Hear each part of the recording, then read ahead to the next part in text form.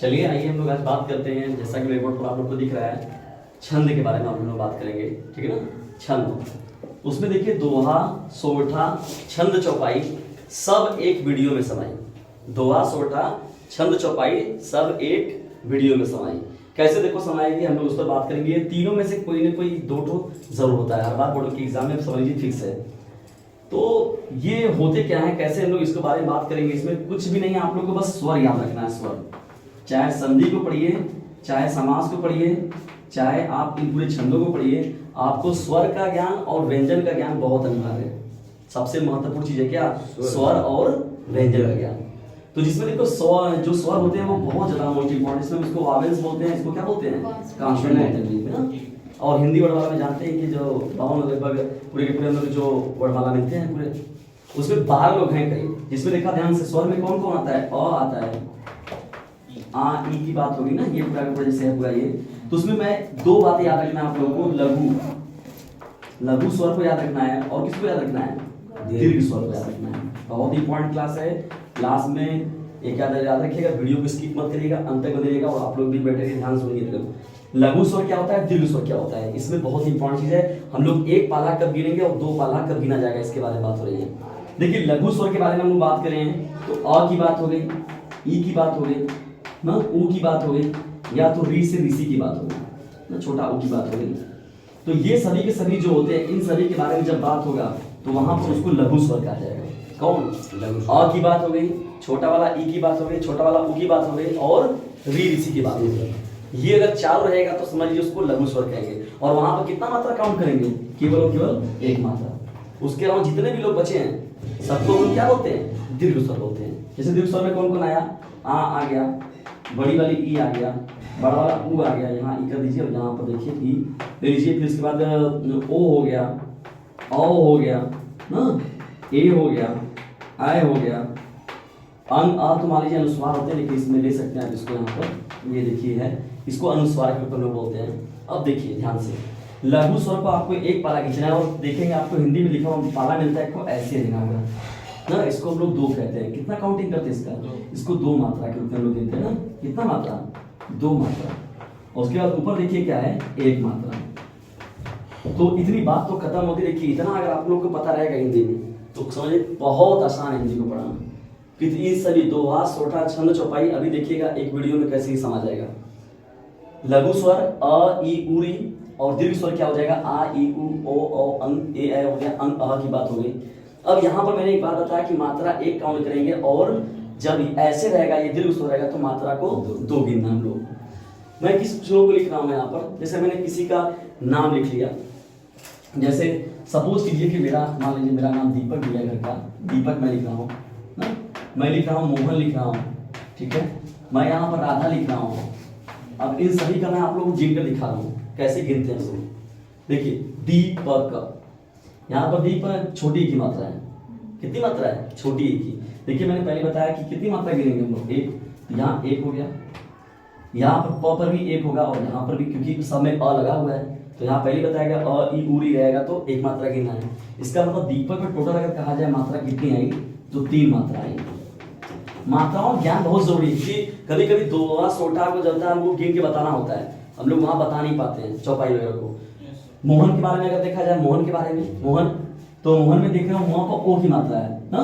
यहाँ पर देखो जब ओ रहेगा तो कितना गिनेंगे, दो मात्रा गिनेंगे। इसका मतलब इसके इस पर दो आ गया, लेकिन इस पर एक रहेगा, इस पर भी एक रहेगा, 2 3 4 हो गया। मोहन पर कितनी मात्रा आ गई, चार मात्रा आ गई। राधा पर तो देखते हैं, राधा पर तो देखिए यहाँ पर क्या हो गया, 1 2 2 2 4 हो गया। इस तरीके से हम काउंटिंग करते हैं और इस मात्राओं का ज्ञान बहुत जरूरी है। दोहा, सोठा, छंद, चौपाई सब एक वीडियो में कैसे समाई। देखिए यहाँ पर लघु स्वर की बात होगी, दीर्घ स्वर की बात, इतनी बातें जिसको पता रहेगा सब लिख लेगा।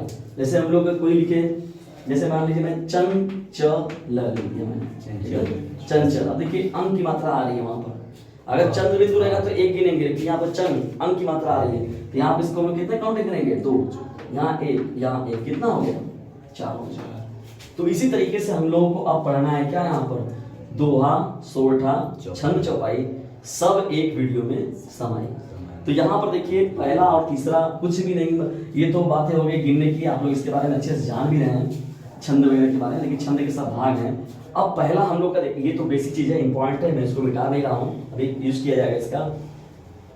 पहला देखिए दोहा को उठा रहे हैं हम लोग। किसको उठा रहे हैं? दोहा को। या तो सपोज की चलिए ये मैं चौपाई को लेकर चलता हूँ, चौपाई, क्योंकि दोहा सोटा जो थोड़ा सा है वो अर्ध सम में आ जाएगा, डिप्रेशन थोड़ा चेंज होगा इसका।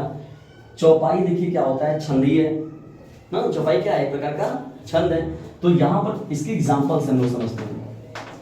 जब हनुमान चालीसा पढ़ते हैं वहां पर, तो जय हनुमान ज्ञान गुण सागर जय कपीस तिहु लोक उजागर, रामदूत अतुल्य बलधामा अंजनी पुत्र पवन सुत महावीर विक्रम बजरंगी कुंती निवास सुमति के संगी कंचन वरण विलास सुबेसा कानन पूरा पढ़ते चले जाइए।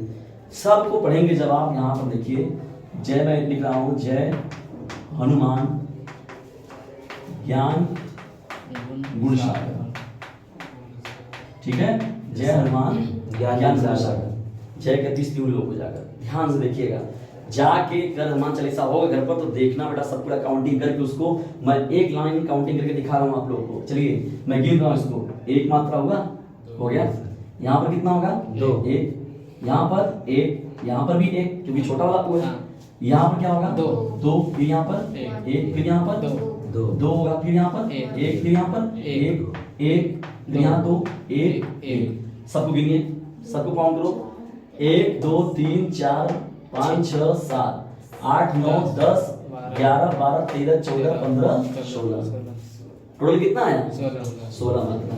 ये टोटल जो हमारा आया 16 मात्रा है। कितनी मात्राएं टोटल आई, 16 मात्राएं।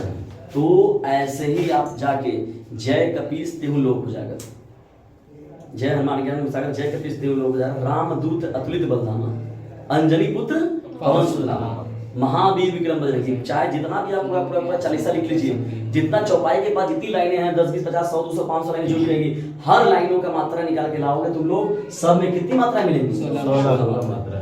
इसीलिए देखिए इसको कहा जाता है कि चौपाई जो होता है वो एक सममात्रिक छंद है।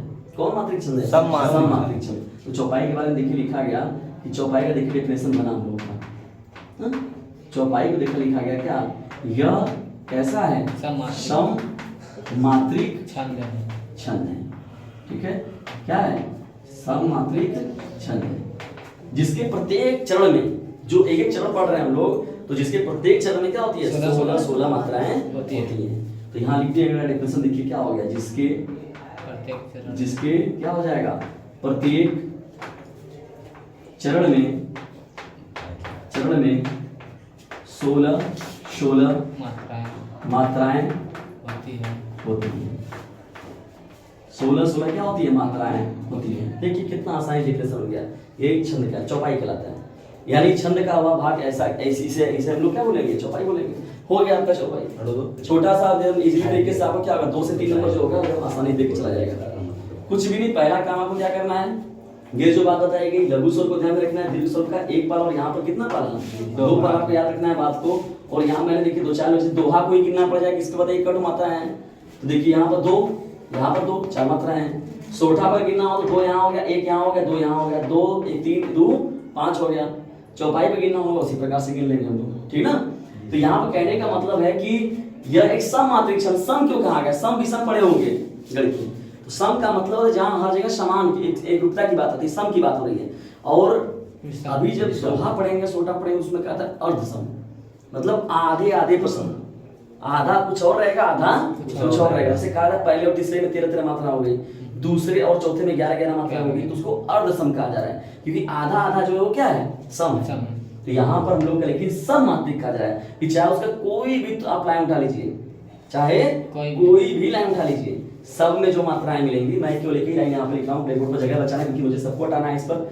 तो अगर आपको मिलता है जय हनुमान ज्ञान गुण सागर 16 लाइन, जय कपीस तिहु लोक उजागर 16 मात्राएं, रामदूत अतुलित बलधामा 16 मात्राएं ना, अंजनी पुत्र पवन सुत नामा भी हो गया, महावीर विक्रम बजरंगी कुंती निवास सुमति के संगी कंचन वरण विलास सुबेसा कानन कुंडल कुंचित केसा हाथ में सुदर्शन कांधे में जनेऊ साजे शंकर सुन के सेना तिष्ठता महाजगत विद्यावंश चंद्र राम कच के कथ प्रभुचंद्र सुंदर सिया राम सीता वंशिया सुश्रुत सैनिक का विकट रूप निवेदा भीम रूप संहार रामचंद्र का। मतलब जितनी लाइनें हम लोग चलते चले जाएंगे, हर लाइनों का जाके आज 40 साल के इस काम को जरूर करिएगा।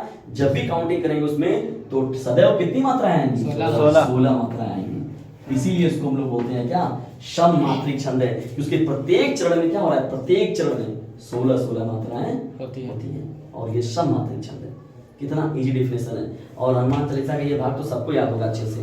जय हनुमान के एग्जाम्पल हम सीधा दिया, बुक वगैरह में जाएंगे तो कंफ्यूज होंगे, बहुत ज़्यादा दिया हुआ रहता है।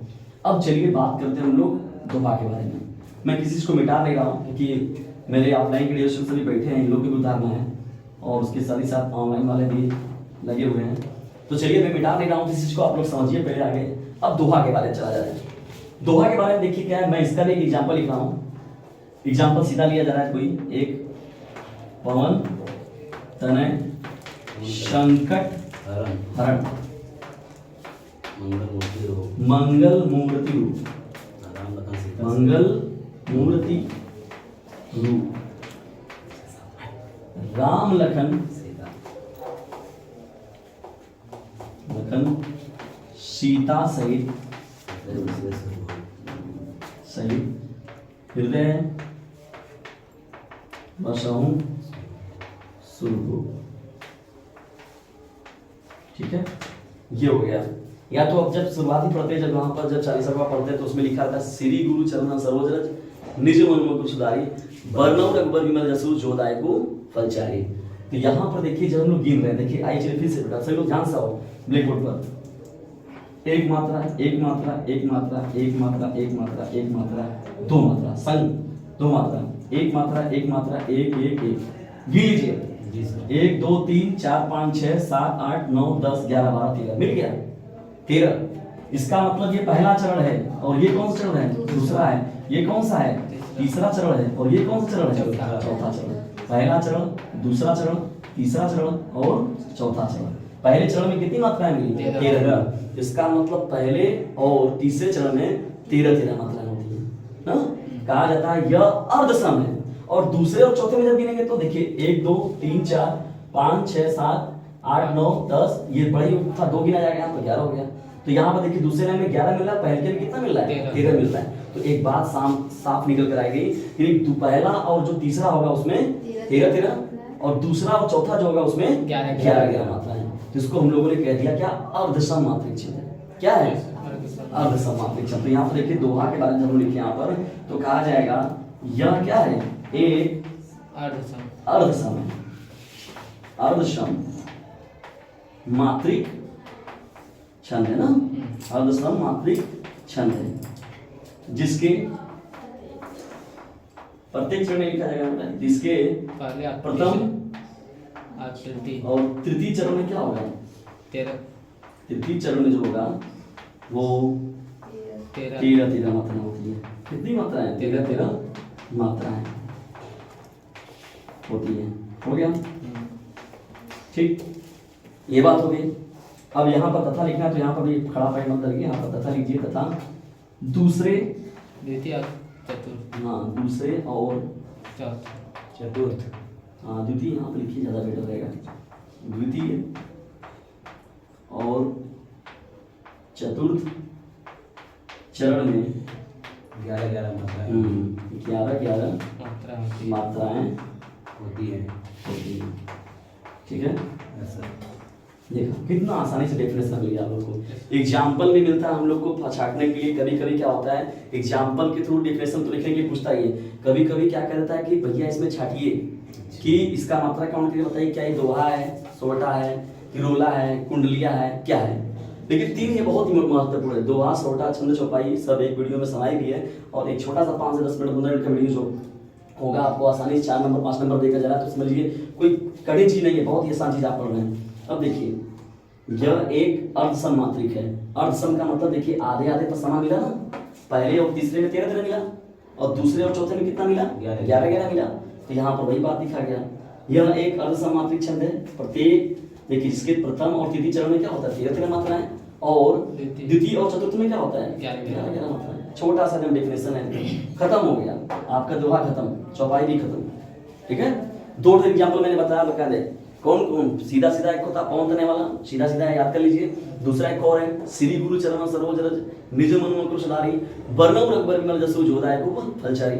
वहां पर से ही आप काम कर सकते हैं। ऐसा बहुत से परमिशी नगर कीजिए सबका जा हृदय राखी कौशलपुर राजा गरज सुधारी पुकारे मिताई गोपद सिंधु से लाई। ऐसा बहुत सा एग्जांपल आपको मिलेगा। ठीक है, जब पढ़ेंगे आप उसको। तो ये तो बात होगी दोनों की। अब बात होती है सोरठा की। सोठा लिख लिया है, ठीक है। सोठा का रिलेशन बस कुछ भी नहीं है, जो यहाँ पर जस्ट इसी का अपोजिट होता है। जस्ट क्या होता है, सोठा जो होता है वो दोहा का अपोजिट होता है। इसके देखिए पहले और तीसरे में क्या होता है, जो 13-13 था उसकी जगह 11-11 आपको कर देना, तो सोठा को भूल जाइए। अगर आपको कोई एक याद रखे, जब दोनों को मिलता है तो किसी एक को याद रखना चाहिए, जब दोनों को याद रखेंगे तो कंफ्यूज रहेंगे। तो आप अगर दोहा को याद रखेंगे तो चौपाई सोठा अपने आप याद रहेगा, क्योंकि ये बात याद रखिए दोहे का उल्टा होता है। तो जहाँ दोहा का डेफिनेशन जो लिखना है उसी जगह उल्टा कर देना है। और इसका एक एग्जाम्पल जो है कमेंट बॉक्स में जाकर जरूर बताइए। सोठा का एग्जाम्पल जरूर रिलेशन बोलिए, क्योंकि मेरे बोलने से नहीं होगा, आप लोग भी कुछ काम करिए। और ये काउंटिंग वगैरह में जो प्रॉब्लम हो रही है, कोई दिक्कत है तो फिर तुरंत बताइए हमें। देखिए लघु स्वर और दीर्घ स्वर ये दोनों का ज्ञान बहुत जरूरी है, और इन लोगों को अगर आप जानते रहेंगे तो आपको यहाँ पर नहीं काम देने वाला। संधि से भी समझिए, जो भी आपको 5 नंबर 8 नंबर 10 नंबर मिलेगा एकदम आसानी से ये दिलाएगा। केवल यही 2 बातें। क्या है संधि? संधि का मतलब होता है जोड़, ये स्वरों का जोड़ होता है, व्यंजनों का जोड़ होता है। संधि हम लोग जैसे कहते हैं ना लोग, ये हड्डी है, बोन से यहाँ पर संधि है, ये संधि इसको बोलते हैं वायु की भाषा में। तो इस संधि का मतलब जोड़ होता है, ज्वाइंटिंग जहाँ पर है। तो जैसे कहते हैं लघु स्वर, दीर्घ स्वर, तो दीर्घ का मतलब क्या होता है, दीर्घ स्वर क्या किसे कहते हैं हम लोग? दीर्घ स्वर का मतलब चाहे किसी भी स्वर को हम लोग ऐड करेंगे, जोड़ेंगे, तो हमेशा हम लोग कौन सा स्वर मिलेगा? दीर्घ स्वर ही मिलेगा। इसकी एग्जाम्पल उसका भी संधि तो मैं नहीं पढ़ाऊंगा, लेकिन यहाँ बता रहा हूँ कि किस प्रकार से मैं इसका यूज करूंगा। तो विद्याधनालय, आ और आ के देखिए, जो आ और आ के जोड़ से क्या हो गया? विद्यालय हो गया ना। तो ऐसे देवधन आलय, देव आ और आ की आवृत्ति से भी आ हो गया। मतलब लघु और दीर्घ को जब भी मिलाएंगे तो हमेशा दीर्घ मिलेगा, समझ आएगा नहीं? तो वहां पर देखिए दीर्घ संधि बनता है। तो इसके बारे में कहते हैं संधि के बारे में डिस्कशन करूंगा आप लोगों को, लेकिन फिलहाल मैं यहाँ पर देखिए लघु और स्वर के बारे में याद रखिएगा। 1 काउंटिंग, 2 काउंटिंग, और यहाँ मैंने दोहा के बारे में, चौपाई के बारे में, दोहा के बारे में और सोठा के बारे में अच्छे से बता रखा है। इसको खाली आप याद रखना कि क्या है, ये दोहे का उल्टा होता है, दोहे का उल्टा। अब याद रखिएगा एक बात और, इसका अपना है, सोठा का अपना है, कितना अनुशासित है हिंदी अपने आप में। ये देखिए बहुत इंपॉर्टेंट चीज है, हिंदी जो है अपने आप में कितनी, सोच लीजिए इतना लाइन लिखा गया हनुमान चालीसा में, लेकिन कुल लाइन इतना एक्यूरेट कि सब लाइनें 16 मात्राएं थी, 16 मात्राएं, 16 मात्राएं, मतलब लिखने वाला कितना कला से लिखा हुआ है। हर मात्राओं में, मतलब हर लाइनों में 16 मात्राएं केवल आ रही है। तो दोहे का उल्टा वैसे एक बार एक लड़के को दिए थे 1 से 100 तक उल्टी गिनती लिखने के लिए, हम बेटा उल्टा गिनती लिख के लिया था। वो क्या काम है, कपिया उलट के ऊपर लिख दिया 100 से 100 तक। तो ऐसे नहीं करना है। ये नहीं कि सोठा तुमने याद किया हो पवन तनय संग्रह मंगल मूर्ति रूप मंगल सीता से, तो मंगल मूर्ति रूप के आगे क्यों जाए, पवन तनय संग्रह के ऐसा नहीं करना है। कैसे हो सकता है? तुलसीदास का मायो का तुम तैयार कर जाए, तुलसीदास तो मायो नहीं ना कि वो अपना तरीके से तैयार कर देगा, नहीं, वो लिखे, लिखने वाला व्यक्ति है, वो अपना लिखे हैं अपने तरीके से। तो ये सब अनुशासित है। इसके लिए आपको दूसरा है, सोठा का अपना अलग भी है। ये जो इसका उच्चारण अर्थ बदल जाएगा ना, जो ये अर्थ है, इस अर्थ के बाद ये अर्थ है, समझ आया ना? और इसके बाद ये पहले यही हो गया, बाद में काम होगा, ऐसा नहीं हुआ। तो ये जो होगा ये अपना अलग है रूप लगता है, और यहाँ सोठा अपना अलग रूप लगता है। हाँ, लेकिन ये है कि ये दोहे का उल्टा जस्ट होता है। ये जो डिफिनेशन यहाँ जो लिखेंगे आप दोहे सोठा का, तो क्या लिखेंगे? यह एक सममात्रिक छंद है, जिसके प्रत्येक प्रथम और तीसरे में क्या होता है? 11-11 हो जाएगा, और द्वितीय और चतुर्थ में क्या हो जाएगा? 13-13 हो जाएगा। जहाँ 11-11 है उल्टा हो जाएगा जस्ट। इसीलिए देखिए मैंने केवल इतना लिखा है, पूरा नहीं लिखा है, थोड़ा ब्लैक बोर्ड पर हम लोग की जगह भी नहीं बचा है। ठीक है दोस्तों, आज का यह महत्वपूर्ण जो सेशन हम लोग करा, दोहा, सोठा, छंद, चौपाई, सब एक वीडियो में समाई। आपको कैसा लगा इसके बारे में कमेंट बॉक्स में जरूर बताएं, और यदि वीडियो पसंद आता है तो इसे लाइक करें, शेयर करें, और चैनल पर नए सब्सक्राइब करना बिल्कुल भी ना भूलें। Thanks for watching this video.